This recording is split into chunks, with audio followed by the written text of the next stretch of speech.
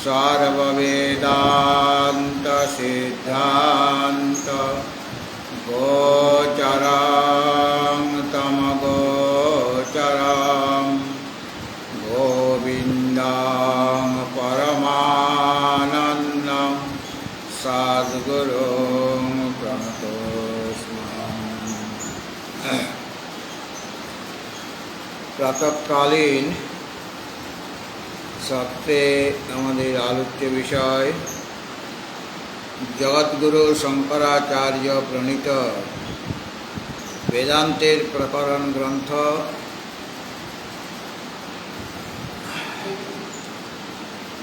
विवेक चूड़ामणि। আমাদের 433 অবধি হয়েছিল কথাটা। সেখানে দেখানো হয়েছিল এই সংসারের কিছু বস্তু আছে, তাদের মধ্যে গুণও আছে, দোষও আছে। কারোর মধ্যে গুণ বেশি দোষ কম, কারোর মধ্যে দোষ বেশি গুণ কম, অর্থাৎ গুণ ও দোষের তারতম্য। গুণ আর দোষের তারতম্য থাকার দরুন সংসারের বস্তুগুলি বিষম, অর্থাৎ সবগুলি সমান।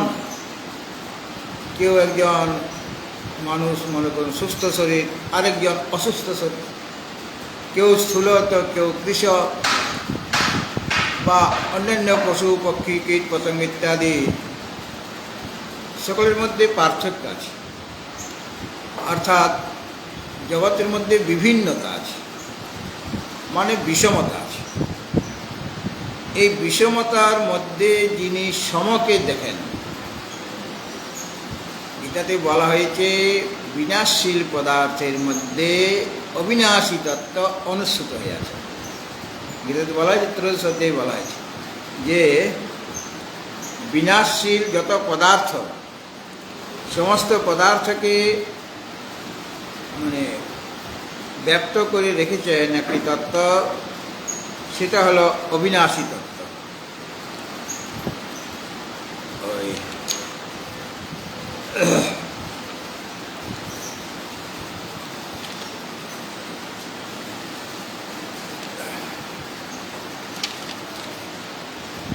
ত্রয়োদশ অধ্যায় যে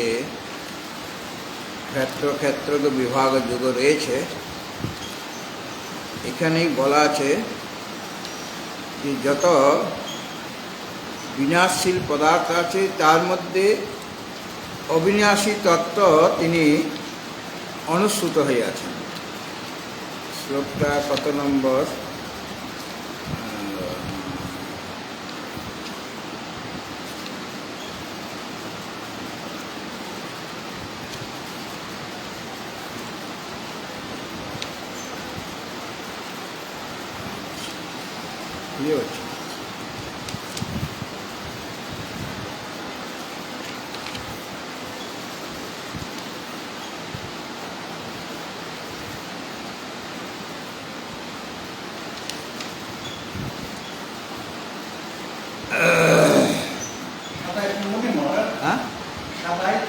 সাতাশ।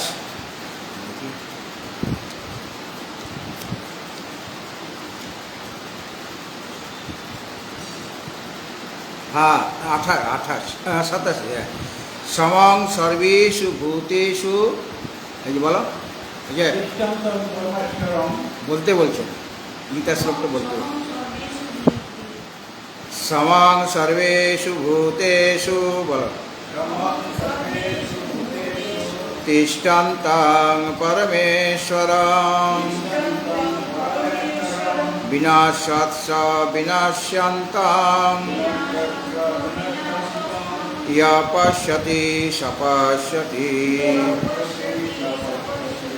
বিনাশাৎসু মানে যত বিনাশী পদার্থ আছে তাদের মধ্যে, সর্বেষু বিনাশাৎসু যত বিনাশশীল পদার্থ আছে, ভূতেষু এমন যে ভূত, যত বিনাশশীল ভূত আছে মানে স্থাবর জঙ্গমাত্মক যত পদার্থ আছে, সেখানে সমং তিষ্ঠন্তং সমভাবে অবস্থিত যে অবিনশ্যন্তম অবিনাশী যে তত্ত্ব, সমস্ত বিনাশশীল পদার্থের মধ্যে যে একটা সমভাবে অবিনাশী তত্ত্ব বিরাজিত হয়ে আছে, অবিনাশী, সেটাকে না পরমেশ্বরম, পরমেশ্বর মানে পরমাত্মা, তাকে ইয় পশ্যতি, তাকে যিনি দেখেন, দর্শন করেন, স পশ্যতি, সেই যথার্থ দর্শী। সমস্ত বিনাশী পদার্থের মধ্যে একটি অবিনাশী পরমেশ্বর তত্ত্ব রয়েছেন। সেই পরমেশ্বরকে যিনি দর্শন করেন সমস্ত ভূতের মধ্যে, সমস্ত ভূতের মধ্যে কি দেখবেন? সমদৃষ্টি করবেন, যেটা গীতাতে বলা হয়েছে অন্যত্র পঞ্চম অধ্যায়ে বিদ্যা বিনয়ে সম্পন্নে ব্রাহ্মণে গভীহস্তিনী শুনি চৈব সপাকে চ পণ্ডিতা সমদর্শিনী।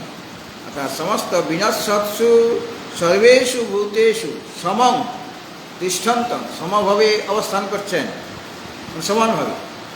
কেন অবিনশ্যন্তং পরমেশ্বরম, অবিনাশী যে পরমেশ্বর রয়েছেন সমস্ত ভূতের মধ্যে, সেই পরমেশ্বরকে যিনি দর্শন করেন তিনি যথার্থ দর্শন। যিনি সমস্ত অবিনাশীর মধ্যে আছেন, সমস্ত অনিত্য পদার্থের মধ্যে নিত্য পদার্থ রয়েছেন, অনুষ্ঠিত রয়েছেন।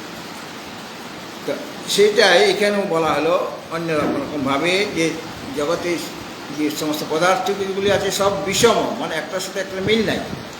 বিষম হলেও সেখানে যিনি সেই সমকে দর্শন করেন, যিনি সমত্বদর্শী হন, মানে সর্বত্র ব্রহ্মদৃষ্টি করেন এই বিষম পদার্থের মধ্যে, তিনি হলেন জীবন্মুক্ত পুরুষ। এটা গতকাল 433 নম্বর শ্লোকে বলা হয়েছিল। এখন 434 নম্বর শ্লোকে ইষ্টা নিষ্টার্থ সম্প্রাপ্ত, ইষ্টা নিষ্টার্থ সম্প্রাপ্ত সমদর্শিতয়াত্মনি, সমদর্শিতয়াত্মনি উভয়ত্র বিকারিত্যাম, উভয়ত্র আকার আছে, উভয়ত্র বিকারিত্যাম জীবন মুক্তাস্য লক্ষণম। ইষ্টা নিষ্টার্থ সম্প্রাপ্ত, কিছু বস্তু আছে যেটা ইষ্ট, অর্থ মানে বিষয়, কিছু আছে আমার অনুকূল বিষয়, আমার অভিলষিত বিষয়, কিছু আছে আমার অনভিলষিত বিষয়, যেটা আমি চাইছি না, প্রতিকূল বস্তু। সেইগুলি তো না চাইলেও তো ইষ্টও আসে অনিষ্টও আসে, নাকি আমি যেটা চাইবে সেটাই আসবে? ইষ্ট আসে আর অনিষ্ট আসে আমাদের সামনে। তো এই যে দুইটা জিনিস, ইষ্ট আর অনিষ্ট, সাধারণ ব্যক্তির কাছেও সে ইষ্ট আর অনিষ্ট আসবে, দুটোই আসবে। প্রারব্ধ অনুসারে কখনো অনুকূল বস্তু পেলাম, কখনো বা প্রতিকূল বস্তু পেলাম, এরকম হতেই থাকবে। কিন্তু এইগুলি প্রাপ্ত হলেও যার মনে কোনো রকম মানে সমদর্শিতয়াত্মনি, ইষ্ট এবং অনিষ্ট যে বস্তু সেটা সম্প্রাপ্ত, সেগুলো যদি এসে যায়, প্রারব্ধ বস্তু আসবে। সেই জীবনমুক্ত হলেও তারও তো প্রারব্ধ এখনো রয়ে গেছে, যেহেতু শরীরটা আছে, তার কাছেও অনুকূল বস্তু আসবে, প্রতিকূল বস্তু আসবে। তাকে কেউ নিন্দাও করবে, আবার কেউ প্রশংসাও করবে। জীবনমুক্ত পুরুষকে সবাইকেই প্রশংসা করবে, কোনো কোনো ব্যক্তি তার নিন্দাও করবে, তাকে অপমান করে দেবে। তো তার কাছে কখনো সুখ আসে, কখনো মানে সুখকর বস্তু আসে, যেটা আমাদের কাছে সুখকর বস্তু সেরকম বস্তু আসে। আবার দুঃখকর বস্তু তার সামনে উপস্থিত হয়ে যায়। তো এইভাবে, কিন্তু তিনি কিভাবে দেখবেন? সমদর্শিতয়া আত্মনি, সমদৃষ্টি, সমদর্শী মানে সমদৃষ্টি। এই সমদর্শিতা তার তৃতীয় আর এক বচনে সমদর্শিতয়া। তো সমদর্শিতা মানে যিনি সমদর্শী, তার মধ্যে যে ধর্মটা আছে সেটা সমদর্শিতা, তার দ্বারা, সেই সমদর্শিতার দ্বারা অর্থাৎ সর্বত্র সম বুদ্ধি বা ব্রহ্মদৃষ্টি থাকার ফলে উভয়ত্র, উভয়ত্র মানে ইষ্ট বস্তু আর অনিষ্ট বস্তু, এই উভয়ত্র মানে এই উভয় বিষয়ে মানে ইষ্ট আর অনিষ্ট বিষয়ে আত্মনি অবিকারত্ব, আত্মনি মানে মনসী, এখানে আত্মন শব্দের অর্থ মন, আত্মনি মানে মনসী অবিকারিত্যম, কোনো বিকার দেখা যাবে না, মানে হর্ষ বিষাদ রাহিত্য। বিকার হলে কখনো আনন্দ হবে, কখনো দুঃখ হবে, হর্ষে সে উৎফুল্ল হয়ে যাবে, মানে সুখকর বস্তু পেলে সে হৃষ্ট হবে, আর দুঃখকর বস্তু হলে সে বিষাদগ্রস্ত হয়ে যাবে, ওটা হলো মনের বিকার। সুতরাং তিনি তার আত্মনি অবিকারিত্যম, যার মনে বিকারিত্ব দেখা যায় না, মানে হর্ষ বিষাদ, তিনি হৃষ্টও হন না বা বিষণ্ণ হন না, তখন বুঝতে হবে এটা জীবন মুক্তস্য লক্ষণম, জীবন মুক্তের এটা লক্ষণ।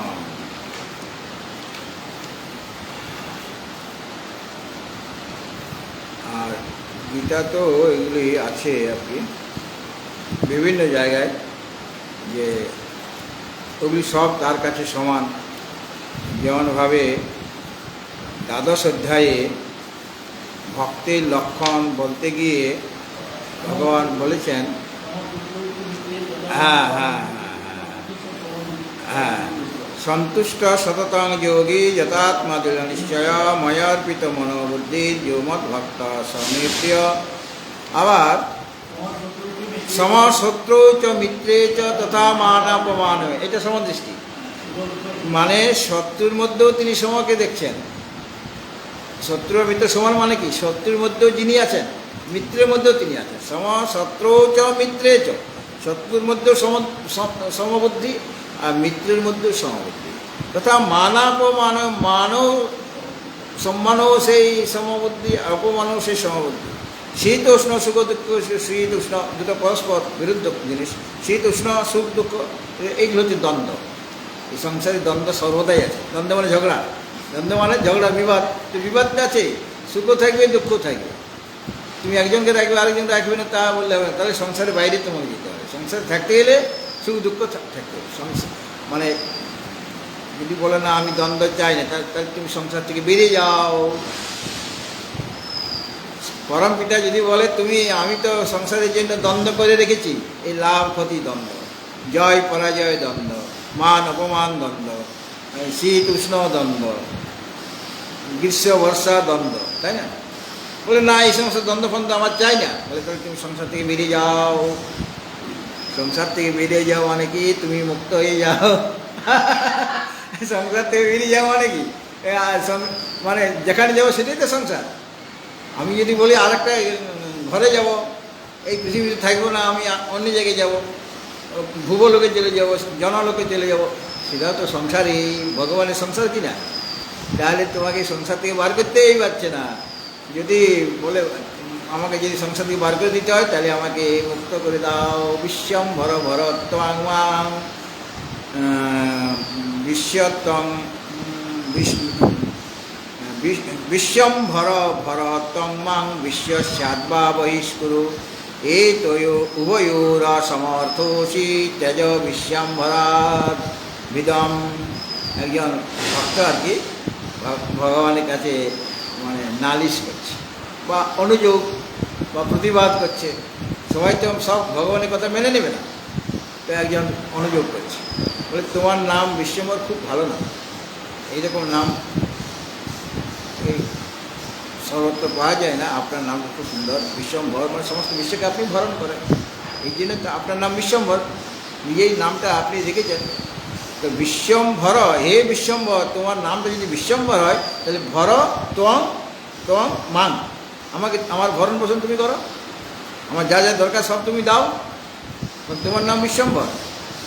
আর তুমি এই জগতে সমস্ত বিশ্বকেই ভরণ করো, পোষণ করো, তাহলে আমি তো বিশ্বের মধ্যে একজন, তো তাহলে আমার ভরণ পোষণের কাজ করতে কাজেই ভরত ত্বং মা, আমার হে বিশ্বম্ভর তুমি আমার ভরণ পোষণ করো।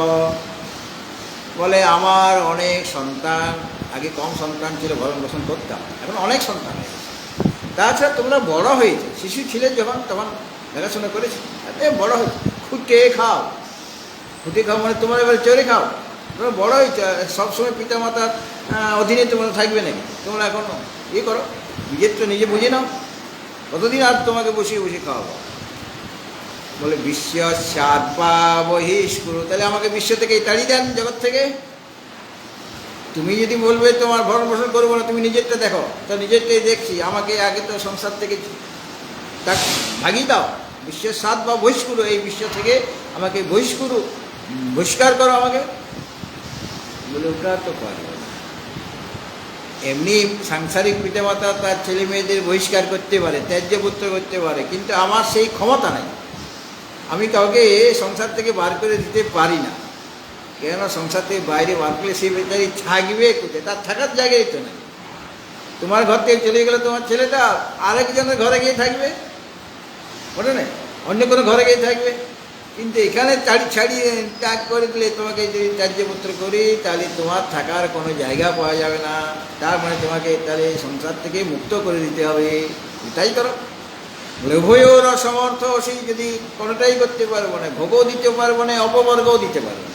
হ্যাঁ, একটা হলে ভোগ, আমার ভরণ পোষণ করো মানে ভোগ দাও, ভক্তি দাও, ভক্তি মানে ভোগ্য পদার্থ। আর যদি না পারো তো অপবর্গ দাও, মানে মুক্তি দাও। অপবর্গ মানে মুক্তি দাও।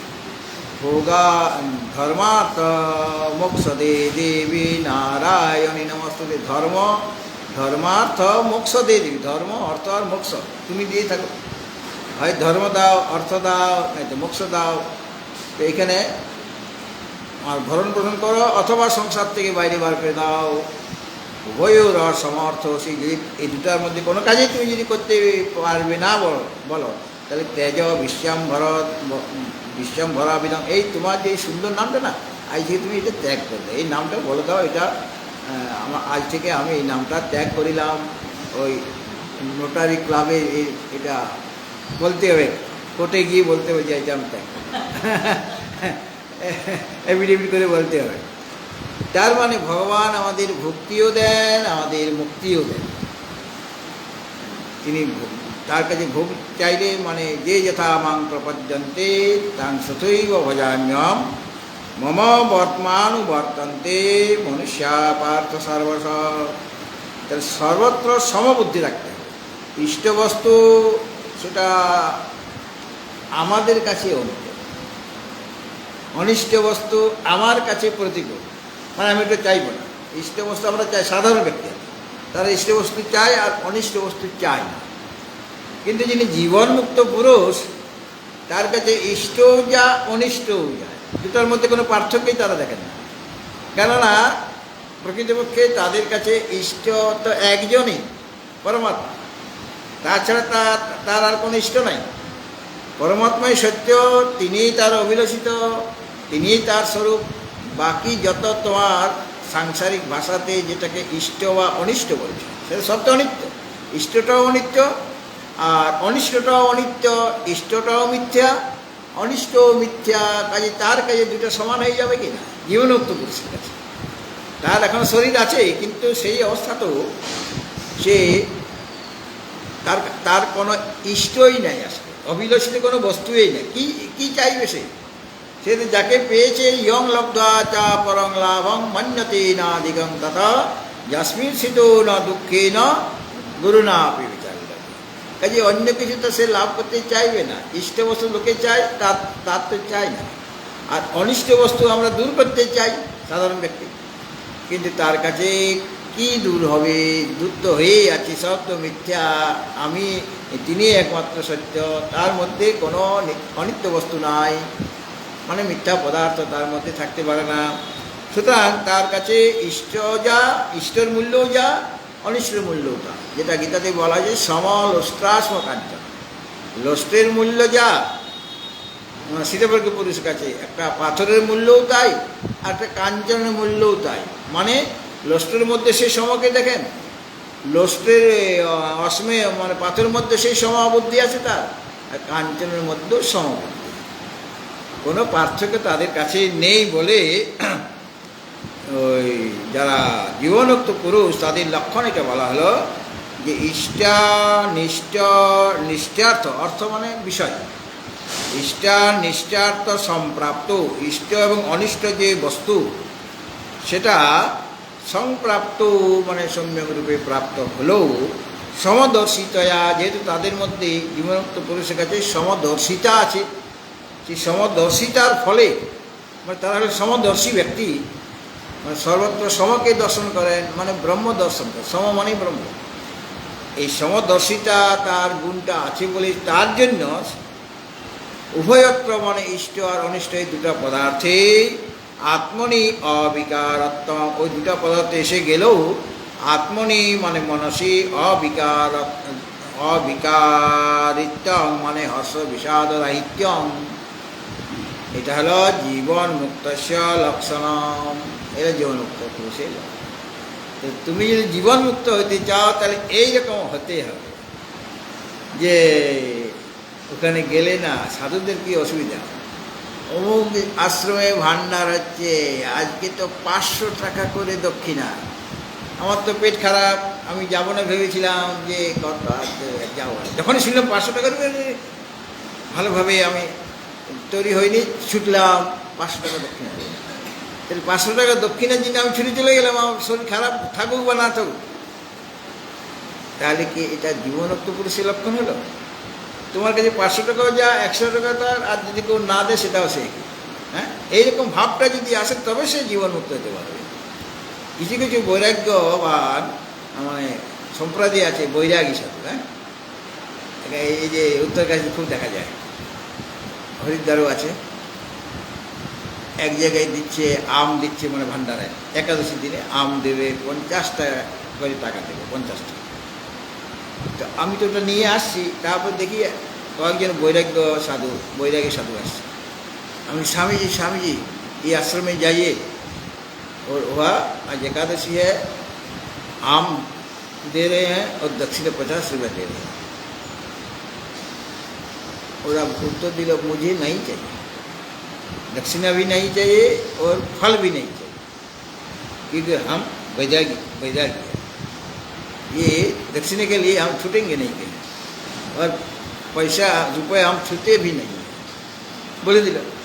আমি তো আমার মুখ চোখ শুকিয়ে গেল, আমি বললাম আনন্দ সহকারে, সে বলছে আমার দরকারই নেই, অন্য কেউ হলে ছুটি চলে যেত।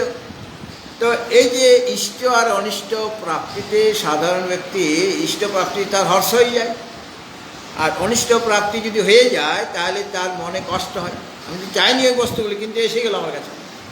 আমি অমুক ব্যক্তি আমার অপ্রিয়, সে যদি বারে বারে আমার কাছে আসে, দাক্ষিণে থেকে আসে, তাহলে আমার মনে কষ্ট হবে কিনা, কিন্তু কিছু বলতে পারছি না, বললেই তো সে আবার ছুরি চালিয়ে দিবে, দুষ্ট লোক। হ্যাঁ, সুতরাং জীবনমুক্ত পুরুষের কাছে সব সমান, একমাত্র পরমাত্মাই তার দৃষ্টিতে সত্য, বাকি সব মিথ্যা অনিত্য।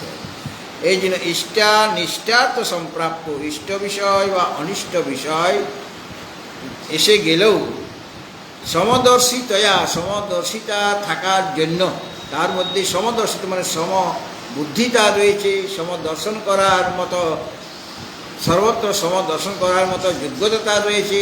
এই কারণে আত্মনি অবিকারত্বম, মনের মধ্যে যে অবিকারিত্য মানে হর্ষ বিষাদ রাহিত্য যদি থাকে, তাহলে বুঝতে হবে এটাই জীবন মুক্তস্য লক্ষণম। আর আমাদের যদি জীবনমুক্ত হতে হয় তাহলে এই গুণগুলি নিয়ে আসতে হবে। শুধু এই দুটো গুণ নয়, আরও অনেক আছে, এদিকে আগে বলা হয়েছে সব লক্ষণগুলি, যেটা জীবনমুক্ত পুরুষের স্বাভাবিক লক্ষণ, তাকে পরিশ্রম করতে হয়েছে না, যা পরিশ্রম করার আগে করেছেন, এখন ওই গুণগুলি আপনা আপনি তার মধ্যে এসে গেছে। আর আমাদের সাধককে এখন নানা রকম সাধনা করে, প্রয়ত্ন করে, গুরুচরণে বসে ধীরে ধীরে ওই সম্পদগুলি বা গুণাবলীগুলি প্রাপ্ত হতে হবে। তবে কি আমরাও একদিন জীবনমুক্ত পুরুষ হয়ে যাব। আজকে আমি পাচ্ছি না, কিন্তু এই চেষ্টা করতে করতে আমিও সেই স্থিতিতে পৌঁছাতে পারবো কিনা। আজকে আমি ইউনিভার্সিটিতে ক্লাসের কোনো কথাই বুঝতে পারছি না, প্রফেসর যে লেকচার দিচ্ছে, কিন্তু যখন আমি ধীরে ধীরে স্কুল কলেজ পাস করে ইউনিভার্সিটিতে আমি যখন প্রবেশ করলাম, তখন তার কথাগুলি বোঝার ক্ষমতা আমার এসে গেল কিনা। হঠাৎ করে কি আমার এসে যাবে? তার জন্য সোপান ক্রমে তোমাকে যেতে হবে, তবে গিয়ে তুমিও একদিন ওই কথাগুলি অনায়াসে বুঝতে পারবে, কোনো কষ্টই হবে না। এখানেও সেই রকম জীবনোক্ত পুরুষ এটা স্বাভাবিক লক্ষণ, বিনা প্রয়ত্নে, কিন্তু পূর্বে প্রয়ত্ন তাকেও করতে হয়েছে, হঠাৎ করে তার গুণগুলি এসে যায় না। তো ওনারা যেমনভাবে সাধন বলে এই স্বভাব, এইরকম স্বভাব তারা প্রাপ্ত হয়েছেন, এটাই তাদের স্বরূপ। স্বরূপ মানে এটা তাদের গুণ বা এটাই লক্ষণ। জীবনোক্ত পুরুষকে কীভাবে বোঝা যায়, কী চিহ্ন থেকে বোঝা যায় না, তিনি ইষ্ট মনিষ্ঠ বস্তু প্রাপ্ত হলেও তার মনের মধ্যে কোনো রকম বিকার, হর্ষ বা বিষাদ আসে না। এইটাই হলো জীবনোক্ত পুরুষের লক্ষণ। এরপর ব্রহ্মানন্দ রসাস্বাদ, ব্রহ্মানন্দ রসাস্বাদ,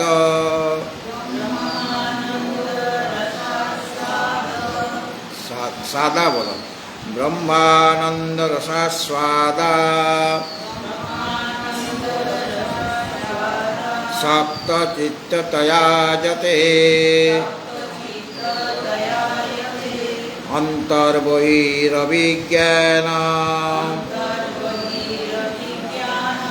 অন্তর্বহিরভিজ্ঞান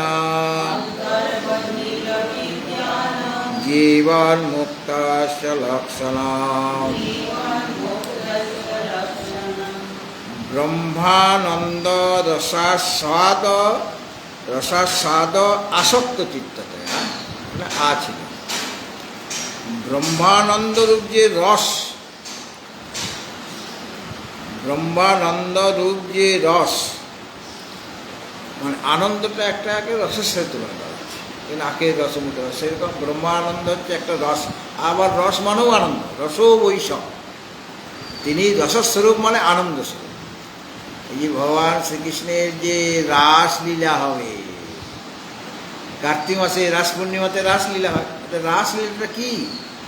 রাস মানে ভগবানের যে রস বা আনন্দ স্বরূপ, তার যে আনন্দ স্বরূপতা, সেইটা যখন প্রকট হবে, মানে যে লীলার মধ্যে কেবল আনন্দই আনন্দ, ভাগবত আনন্দ বা পরমেশ্বর এর অনুভবজনিত আনন্দ লাভ করা যায়, তার নাম রাসলীলা। যে লীলার মধ্যে রাস মানে আনন্দ রস পান করা যায়, অর্থাৎ আনন্দ উৎসব, হৃদয়ের মধ্যে আনন্দ লাভ হবে এবং সেটা ঈশ্বর বিষয়ক আনন্দ। এই জন্য তাকে বলা হচ্ছে রাস পূর্ণিমা। আর ভগবানকে রসস্বরূপ বলা হয়েছে, রস। আর আমরা বলি না ইনি খুব রসিক ব্যক্তি, এটা ব্যবহারিক ভাষায় আমরা বলি ইনি রসিক ব্যক্তি। রসিক মানে ইনি হাসাতে ভালোবাসেন বা নানারকমভাবে আমাদের মনের মধ্যে একটু আনন্দ দিতে চান, ইনি রসিক ব্যক্তি। আসলে রসিক ব্যক্তিকে সে আধ্যাত্মিক জগতের লোক, ব্যবহারিক জগতের লোক না। রসিক মানে যিনি ভগবত রস সর্বদাই পান করছেন, মানে ঈশ্বরের আনন্দ মধ্যেই সেই রসের সাগরে যিনি ডুবে রয়েছেন, তিনি রসিক, তিনি প্রকৃতপক্ষে রসিক।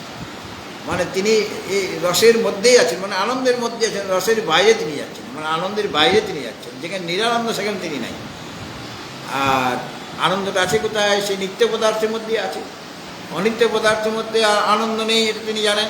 তাই যিনি সর্বদাই, যে ব্যক্তি রসস্বরূপ বা আনন্দস্বরূপ পরমাত্মাতে যার মনটা লগ্ন হয়ে আছে, তিনি আসলে রসিক ব্যক্তি।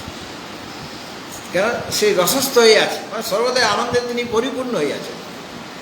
এবং তাকে যে ভজনা করবে সেও রসিক হয়ে যাবে, মানে সেও আনন্দ লাভ করবে। তিনি তো রসিক, মানে তিনি রসস্বরূপ আনন্দস্বরূপ। তার যারা ভজনা করবে, তার যারা সেবা করবে, তিনিও রসিক হয়ে যাবেন। এই দৃষ্টিতে রসিক মানে আধ্যাত্মিক জগতে যিনি রসস্বরূপ পরমাত্মাতে যা তার মনকে লগ্ন করে রেখেছেন, তিনি রসিক ব্যক্তি।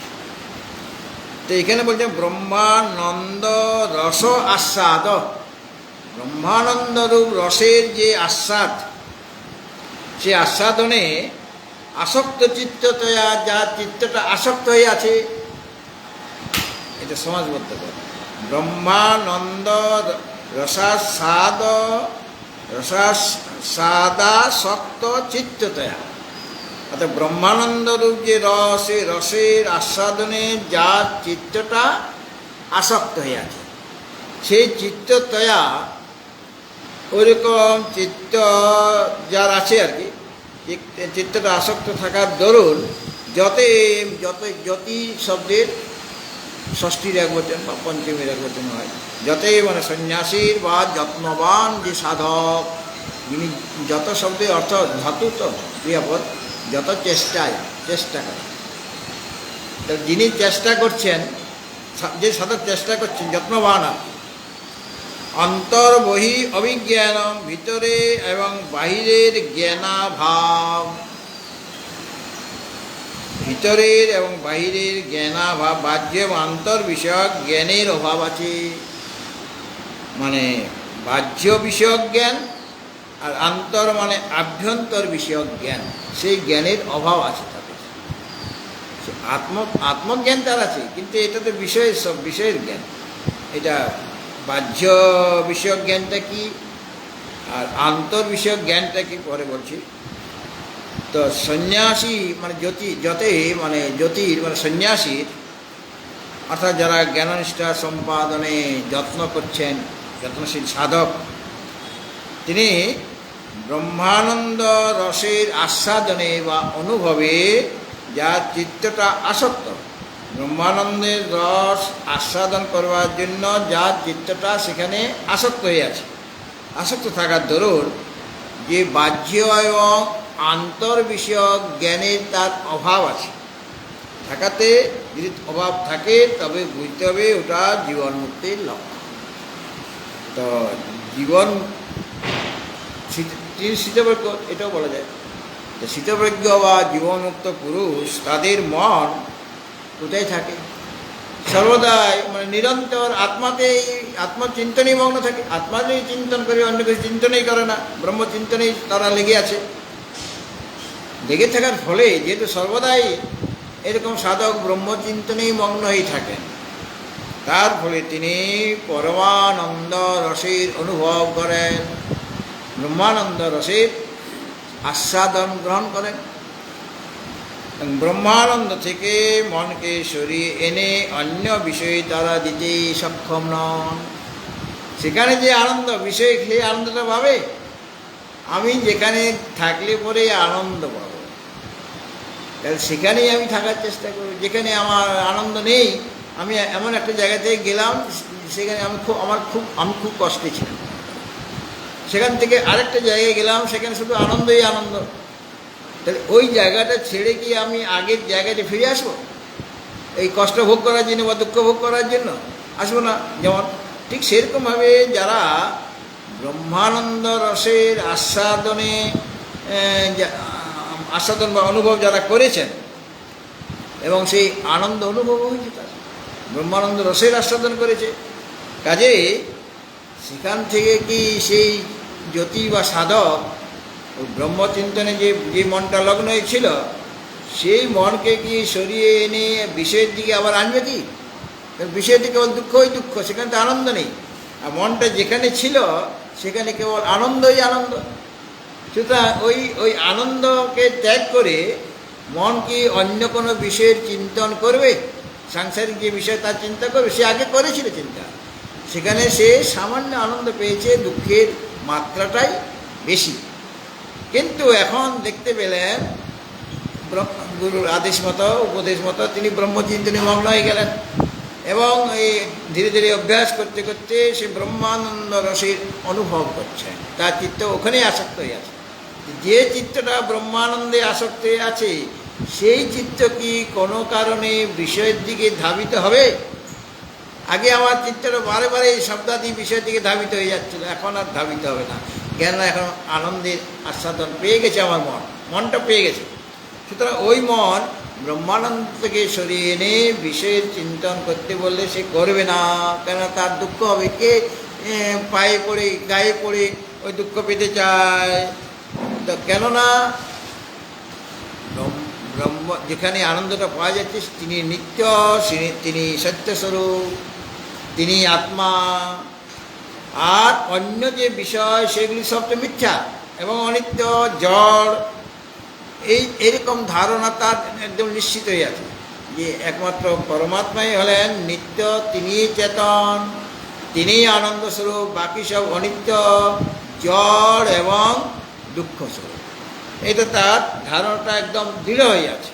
দৃঢ় হয়ে থাকাতে অন্য বিষয়ের চিন্তা মহা দুঃখের কারণ এটা সে জানে। তো অন্য বিষয় মানে বিষয়ের যে চিন্তা যদি আমি করি সেটা মহা দুঃখের কারণ, এটা তার জানা হয়ে গেছে। সেটা তার মন দিয়ে তো বিষয় চিন্তন সে করেছে।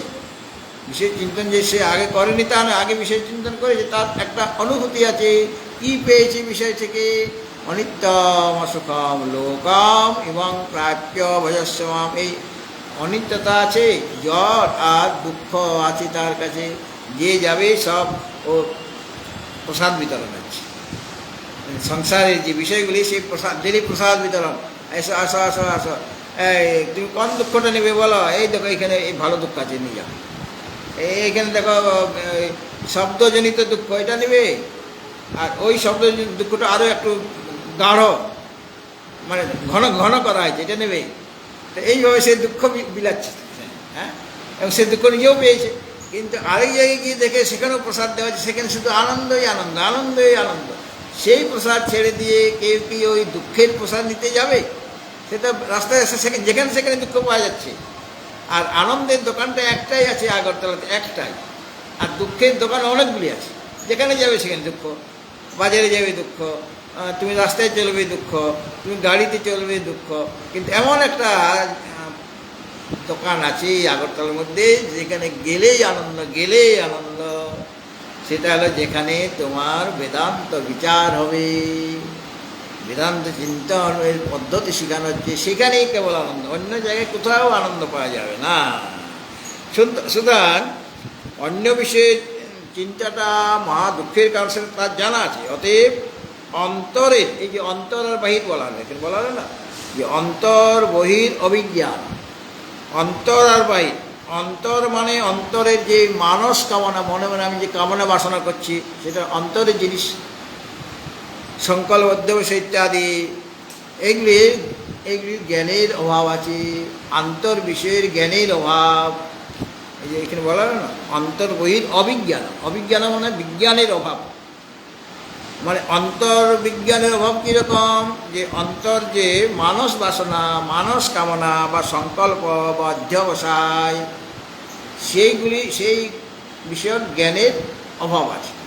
আর বাইরের বিষয়ে মানে বাহ্য যে যেগুলি দেখা যাচ্ছে বাইরে, ঘর পট মঠ ইত্যাদি, বাড়ি বিল্ডিং ইত্যাদি, এইগুলোর বাহ্য বিষয়, তাহলে একটা অন্তর বিষয়, এগুলোকে দেখা যাচ্ছে না। কামনা বাসনা কেউকে দেখতে পাচ্ছে, বা আমার মধ্যে যে সংকল্প উঠছে সেটা দেখতে পাচ্ছে, আমার মধ্যে যে একটা অধ্যবসায় আছে, মানে একটা উৎসাহ উদ্দীপনা, সেটা কেউ দেখতে পাচ্ছে না। কাজে অন্তর বিষয়ক জ্ঞানের অভাব আর বাহ্য বিষয়ক জ্ঞানের অভাব। বাহ্য মানে বাইরে যেগুলি ঘটপট ইত্যাদি আছে, সেইগুলি জ্ঞানের অভাব আছে। হ্যাঁ, এক কথায় অনাত্ম বিষয়ক জ্ঞানের অভাব আছে। অন্তর বাহির বিষয়ক জ্ঞানের অভাব মানে অনাত্ম বিষয়ক জ্ঞানের অভাব। আত্ম বিষয়ক জ্ঞান আছে তার, আর অনাত্ম বিষয়ক জ্ঞান নাই। অনাত্ম বিষয়ের জ্ঞান লাভ করে তোমার কী হবে? শুধু দুঃখ পাবে, আর কিছু পাবে না। এবং শুধু মানে মিথ্যা বস্তু নিয়ে আমি কি নাড়াচাড়া করবো? কার কাছে কোথায় ছেঁড়া কথা আছে, তোমার কটা ছেঁড়া কথা গুনবে কি? যে এখানে একটা ছেঁড়া কথা, এখানে ছেঁড়া কথা, কাজে ছেঁড়া কথা এক জায়গায় করি, কটা হলো 1 2 3, এই 10টা ছেঁড়া কথা হয়ে গেছে। আর তোমার কটাকেও বলে আমার তো 12টা হয়ে গেছে, বলে আরও 2টা আমাকে সংগ্রহ করতে হবে। ওর তো 12টা হয়ে গেছে, আমার তো 10টা ছেঁড়া কথা। মানে কতগুলি তুমি মিথ্যা বস্তু সংগ্রহ করে রেখেছ তোমার ঘরে। তো মিথ্যা বস্তু,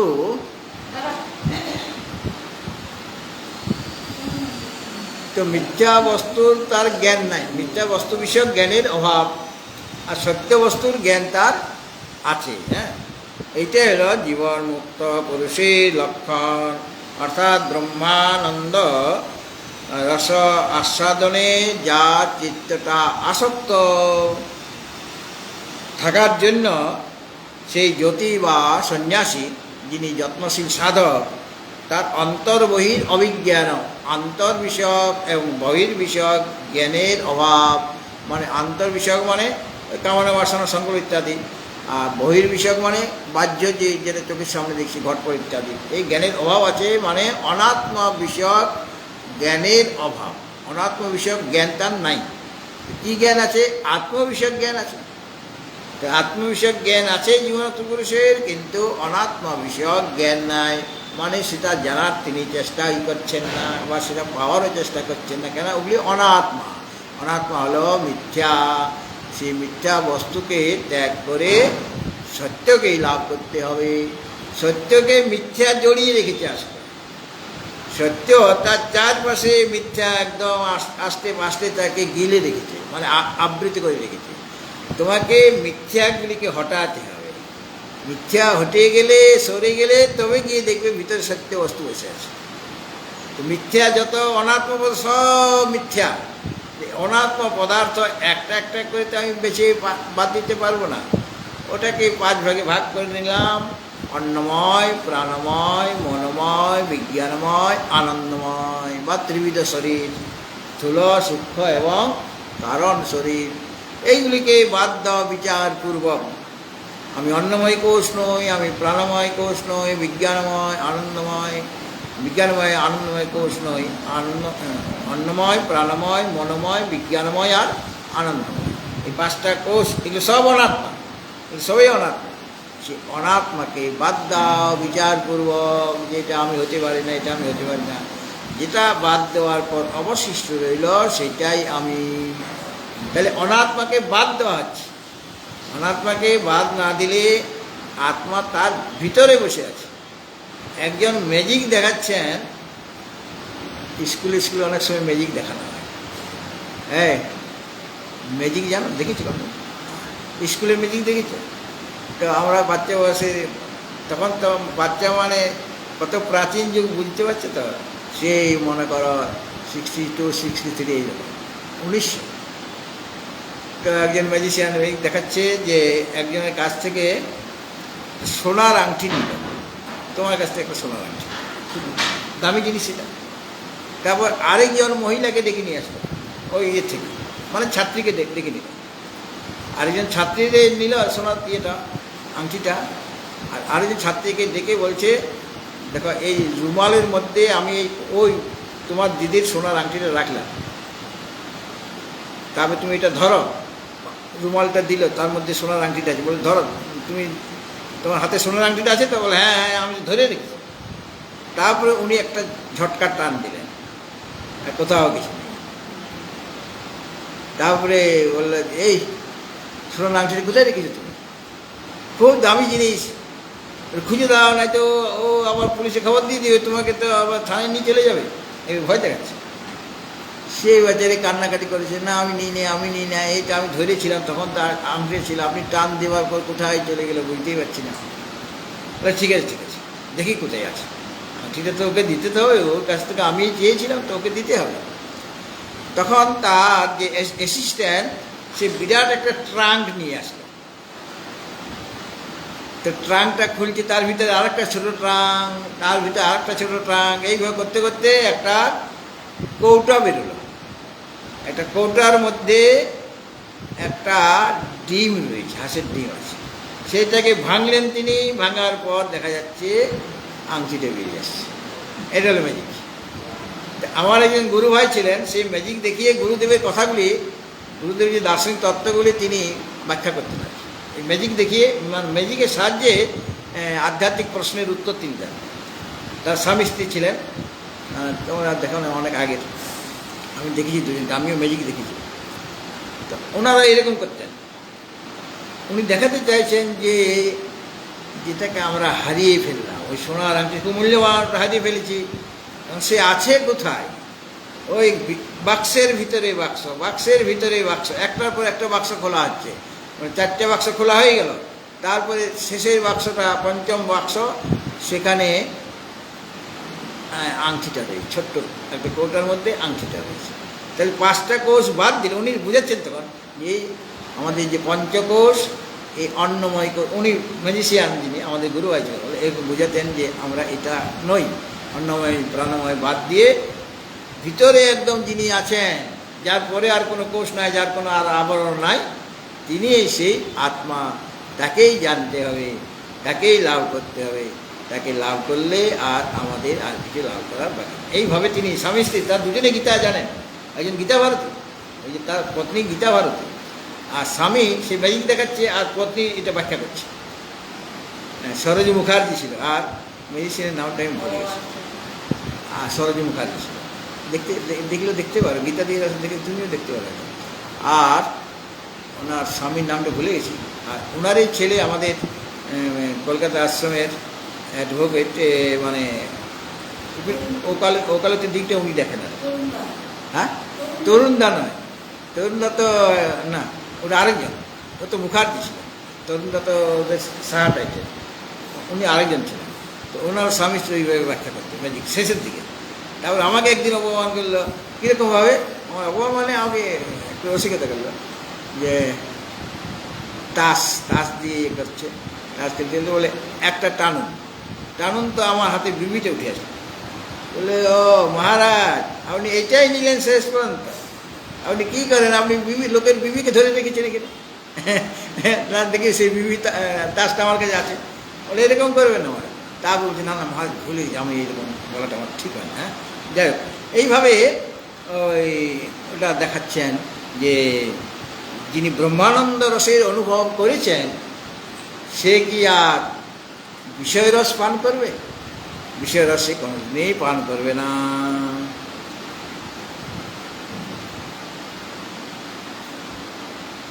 এগারোটা 26 আরেকটা দেখে না। তারপর দেহান্দ্রিয়াদো কর্তব্যে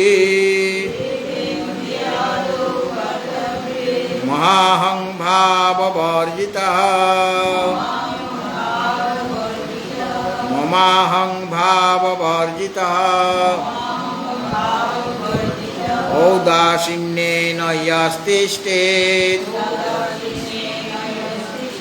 সজীবান মুক্ত ইষ্যতে।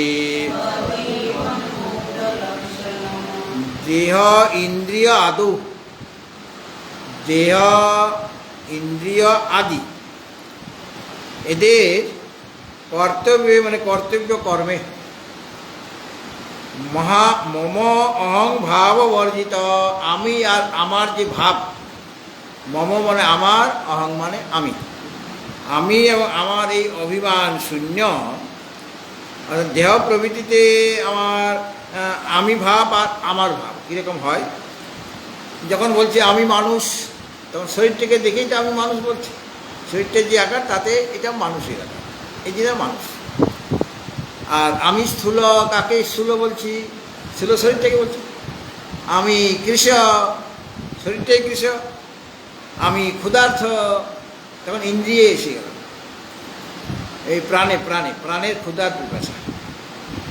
আমি ক্ষুধার্ত, আমি চক্ষুষ্মান, চক্ষুর ইন্দ্রিয়ে আমার অভিমান এসে গেল।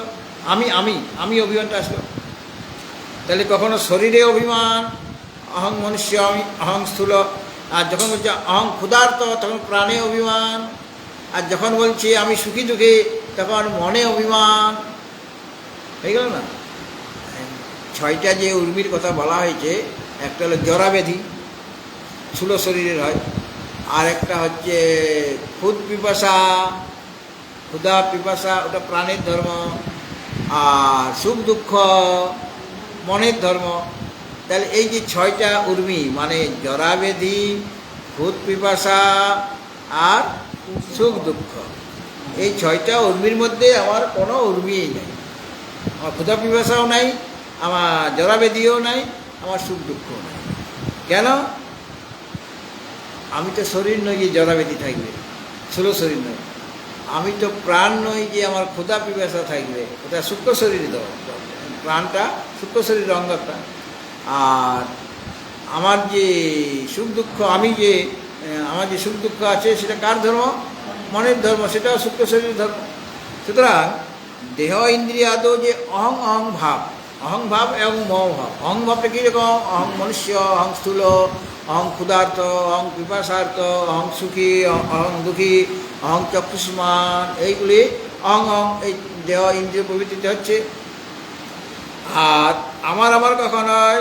আমার শরীরটা আমার, এখানে মম ভাব হয়ে যাচ্ছে। আমার চক্ষু, আমার কান, আমার প্রাণ, এইভাবে আমার অভিমান হচ্ছে। এই যে কর্তব্য কর্মে আমার, আবার কর্তব্য কর্মে আমার কর্ম, এই কাজটা আমার, এই কর্মের ফল আমি ভোগ করব, সেই ফলটাও আমার। কর্তব্য কর্মে আমার অভিমান, এরকম কর্তব্য কর্মে যার অভিমান নেই, এই দেহ ইন্দ্রিয়ের যে অহংকার এবং মমকার, এবং তাদের দ্বারা যে কর্তব্য কর্ম, যে কর্মগুলি তাদের দ্বারা হচ্ছে, শরীর দ্বারা, ইন্দ্রিয়ের দ্বারা, মনের দ্বারা যে কর্মগুলি হচ্ছে, সেই কর্মে যার আমার অভিমান নাই, সেখানে ওটা আমার, মানে ওই কাজগুলো আমার দ্বারা হয়েছে, এইরকম অভিমান যার নেই। কারণ যিনি জীবনোক্ত পুরুষ, তারও শরীর দ্বারা তো কাজ হবে, শরীরের দ্বারা কাজ হবে, ইন্দ্রিয়ের দ্বারা, চক্ষুর দ্বারা সে তিনিও দেখবেন, কান দ্বারা তিনিও শুনবেন, কারণ তার তো শরীরটা নষ্ট হয় না। সে জীবনোক্ত পুরুষ, কিন্তু তার শরীরে অভিমান নাই, ইন্দ্রিয়ে অভিমান নাই, প্রাণে অভিমান নাই। এই জন্য ওদের দ্বারা যে কর্মগুলি হবে, শরীর ইন্দ্রিয় এদের দ্বারাই তো হবে। অধিষ্ঠানং তথা কর্তা করণঞ্চ পৃথক বিধাম বিবিধাশ্চ পৃথক চেষ্টা দৈবঞ্চৈবাত্র পঞ্চম, এদের দ্বারাই সমস্ত কাজ হবে।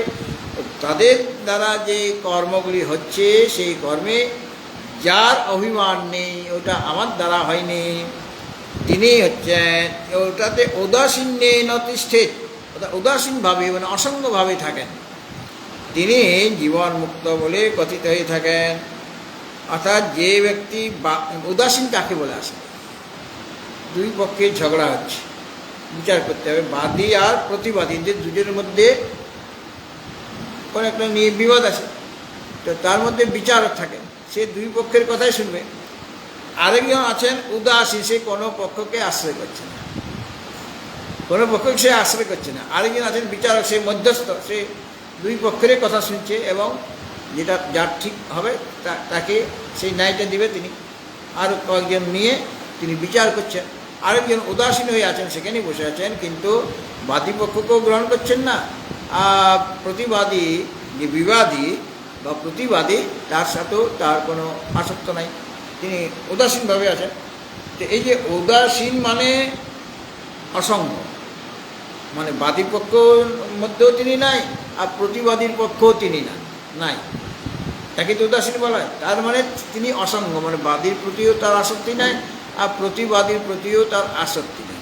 তাহলে এখানে যে ঔদাসীন্যের কথাটা রয়েছে, এর অর্থটা হয়ে যাবে যে তিনি অসঙ্গভাবে, অলিপ্তভাবে, ঔদাসীন্য, যে উদাসীন ব্যক্তি যেমন কোনো পক্ষকেই আশ্রয় করে না, উদাসীন থাকেন, লিপ্ত হন না, সেরকমভাবে ঔদাসীন্যে না যশ তিষ্ঠেৎ, উদাসীনভাবে মানে অসঙ্গভাবে যিনি অবস্থান করেন,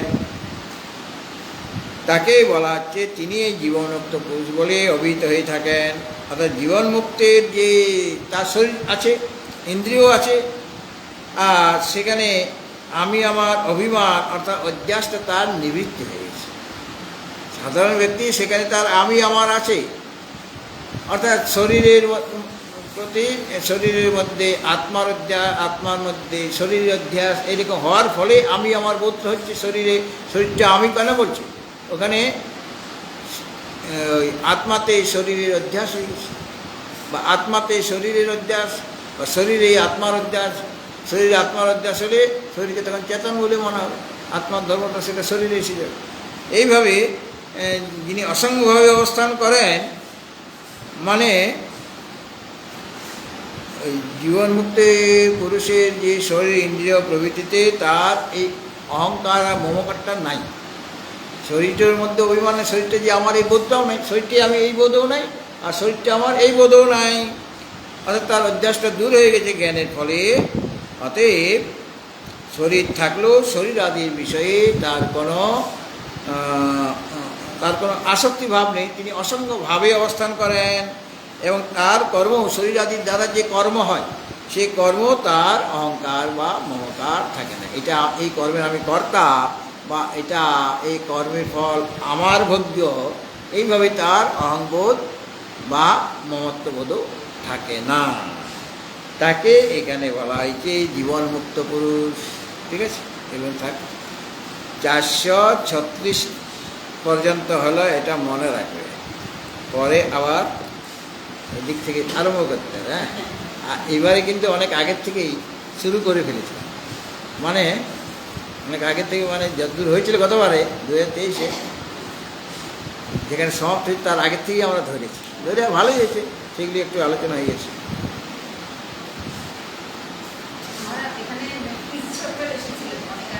হ্যাঁ, পিসি হ্যাঁ,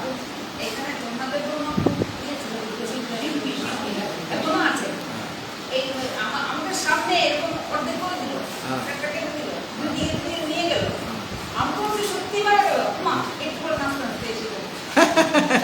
এত কি টাকা, আপনাদের টাকা টাকা আপনি সবাই ভাবছিল আমাদের এরকম করে সবার উপরে দিয়ে দিল, কিন্তু একটা টাকা অনেক রকম বেরিয়েছে।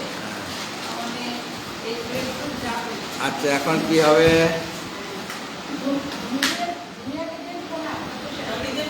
হ্যাঁ, না, श्री श्री राधा मदन मोहन भगवान जी की जय। श्री श्री काशी विश्वनाथ भगवान की जय। करुणामयी अन्नपूर्णा माता की जय। वृंदावन बिहारी लाल की जय। विधाता गणेश भगवान की जय। महामृत्युंजय महादेव की जय। ब्रह्म विद्या गीता माता की जय। भाष्यकार जगद्गुरु शंकराचार्य भगवान की जय। सतगुरु सनातन धर्म की जय। सद्गुरु गुरु की जय। गुरु जी महाराज जी की जय। श्री श्री रामेश्वर गुरु जी महाराज जी की जय। शुभ चातुर्मास व्रत उत्सव की जय। मातु साधु संतों की जय। धर्मों की जय। अधर्मों का नाश हो, प्राणियों में सद्भावना हो, विश्व का कल्याण हो, गो माता की रक्षा हो। ओम नमः पार्वती पते हर हर महादेव। ओम सर्वे भवन्तु सुखिनः, सर्वे सन्तु निरामयाः, सर्वे भद्राणि पश्यन्तु, मा कश्चित् दुःखभाग् भवेत्। ॐ पूर्णमदः पूर्णमिदं पूर्णात् पूर्णमुदच्यते, पूर्णस्य पूर्णमादाय पूर्णमेवावशिष्यते। ॐ शान्ति शान्ति शान्ति। हरि ओम। शुभ चातुर्मास व्रत उत्सव की जय। शुभ चातुर्मास व्रत उत्सव की जय। शुभ चातुर्मास व्रत उत्सव की जय। रामेश्वर पुरी जी महाराज जी की जय। रामेश्वर पुरी जी महाराज जी की जय। श्री श्री रामेश्वर पुरी जी महाराज जी की जय। ओम नमः पार्वती पते हर हर महादेव। आज আমাদের শুভ চাতুর্মাস ব্রত উৎসব পূর্ণাহুতি।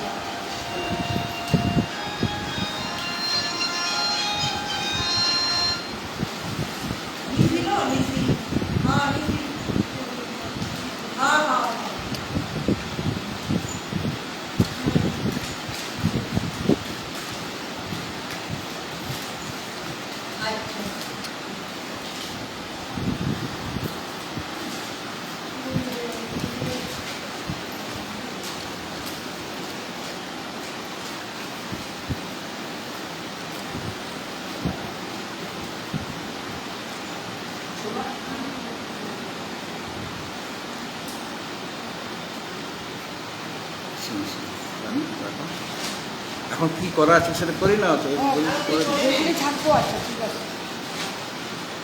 এই দিক দিয়ে করে তো সব দেখা যায়। এই যে এই দিক দিয়ে, এই দিক দিয়ে, এই পাখাগুলি বন্ধ করো, এই বিশাখা পাখাগুলি বন্ধ করো।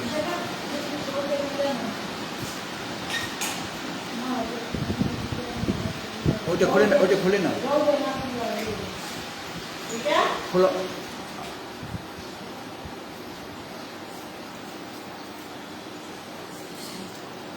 এই দাঁড়া দাঁড়া পালাবে না,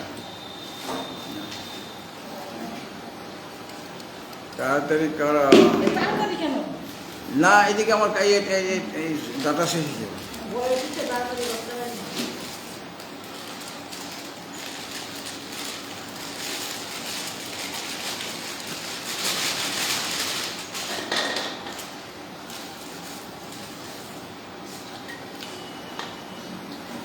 এর যা করার এই দিক দিয়ে করবে, হ্যাঁ বুঝছো নি? ওই দিক দিয়ে করতে এদিকে ফল মিষ্টি আছে, এগুলো সব দিবা।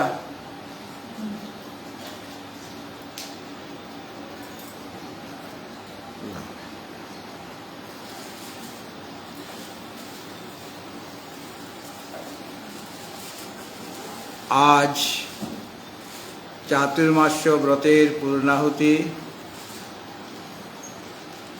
গুরু পূর্ণিমার পর থেকে এখানে সকালে বিবেক চূড়ামণি যে গ্রন্থ আচার্য শঙ্কর প্রণীত, সে বিষয়ে স্বাধ্যায় হয়েছে 2 মাস যাবৎ। এবং যারা নিয়ত এখানে আসতেন শুনতে, স্বাধ্যায় করার জন্য, আরে রাখো না ওখানে, অত রাখতে রাখতে, তারা আজ এই পূর্ণাহুতি দিচ্ছেন, জ্ঞানযজ্ঞের পূর্ণাহুতি। ওম নমস্তনন্তায় সহস্রমূর্তয়ে সহস্রপাদাশিশিরোর্বাণে তোমাকে দেখাই যাচ্ছে না, তুমি এদের লুকিয়ে লুকিয়ে দিচ্ছ, এদিকে আসো না, দেখা যাবে তাড়াতাড়ি। योगधारिणे नमः नमः कमलनाभाय नमस्ते जलसायिने नमस्ते केशवानन्द वासुदेव नमस्ते वासुनाथ वासुदेवश्च भासितं भुवनात्रयं सर्वभूतानिवासोऽसि वासुदेव नमोऽस्तुते शङ्करं शङ्कराचार्यं केशवं वादरायणं सूत्रभाष्यकृतो वन्दे भगवन्तो पुनः पुनः ईश्वरो गुरुरात्मेति मूर्तिभेदविभागिने व्योमवद्व्याप्तदेहाय दक्षिणामूर्तये नमः। ॐ शान्ति शान्ति शान्ति।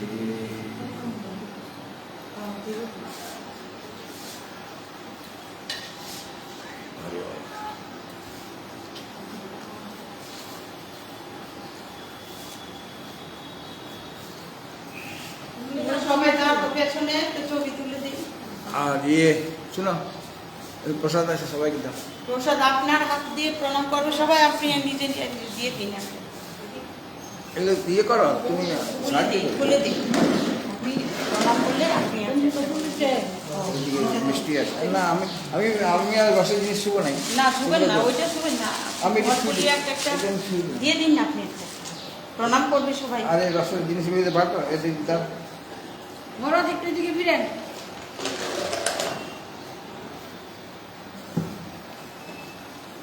আমি একটু দিই।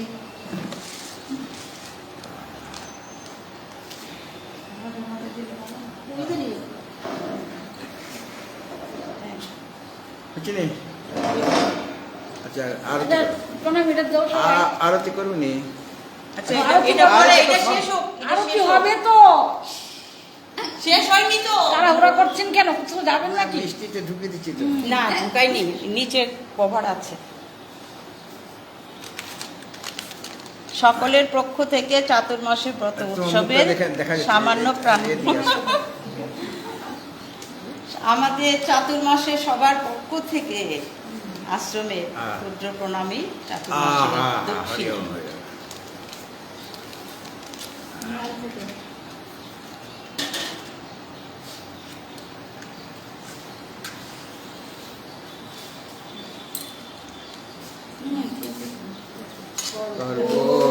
কর্পূরগৌরম করুণাবতারম সংসারসারম ভুজগেন্দ্রহারম সদা বসন্তাম হৃদয়ারবিন্দে ভবানী ভবানী সহিতাং নমামি মঙ্গলং ভগবান বিষ্ণু মঙ্গলং গরুড়ধ্বজ মঙ্গলং পুণ্ডরীকাক্ষ মঙ্গলায় তনুহরি সর্বমঙ্গলমাঙ্গল্যে শিবে সর্বার্থসাধিকে শরণ্যে ত্র্যম্বকে গৌরী নারায়ণী নমস্তুতে নারায়ণী নমস্তুতে।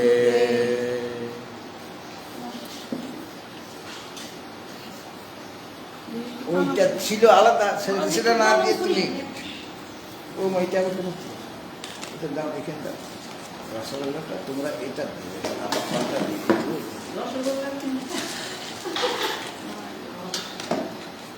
শুনেন যেন খিরতুয়া আছে, এটা কিন্তু আপনি খাইবেন।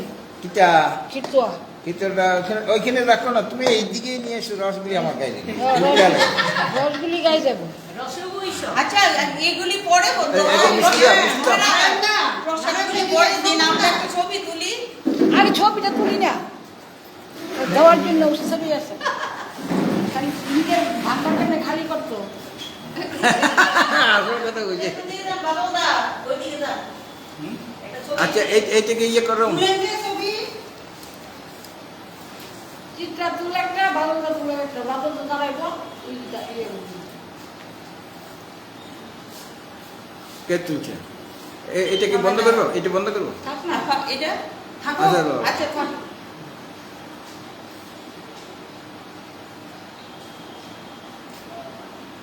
সবাই বাচ্চা তো এদিকে দাও না, এদিকে ফাঁকা এদিকে আছে। চলে আসো। বাদল দা, এদিকে আয়। তন্দ্রটা তো ঘুরে দাঁড়াইছেন কেন? না না বালুদা এদিকে আয়, আর এদিকে আয়, বালুদা দেখা, দেখা। সবাই আইতেছে নি? আচ্ছা, বুঝতে পারছি। মিষ্টি করে হাসো। তুমি একটু এদিকে আয়। হুম।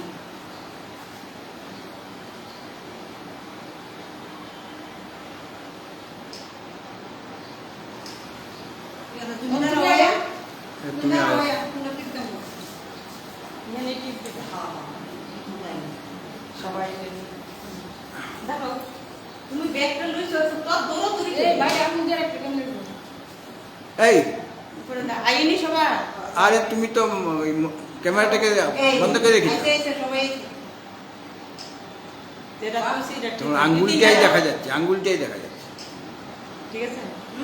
বাম্পার। তা টিপো, কিন্তু না টিপতে হবে না। দিয়েছি তো, ও উঠেছে। দেখো তো। দেখো হ্যাঁ, দেখো। আসছে। বুঝছে? আইসে, আইসে। কয়টা উঠছি? একটা না। উপরে? ওই দেখো। ওই দেখো, কয়টা উঠেছি? ওই তো আঙ্গুল আইসে, বুঝুনি? ও। তারাটি আইসে না। তুমি আঙ্গুল। ওইটা প্রথমটা এরপর এই তো, শক্তি। শক্তি হ্যাঁ। না এবার ক্যামেরাটাকে আঙ্গুল দিয়ে রাখছো। ও তুমি তো ওরা করবে হইছে না তো? না, না, আমার বাবু দেন, বাবু দেন। বাবা তুমি না এই উঠে নেই না? বাবু একবার আসে তো। এই উঠে নেই। ও, বাবু। ও, এই যে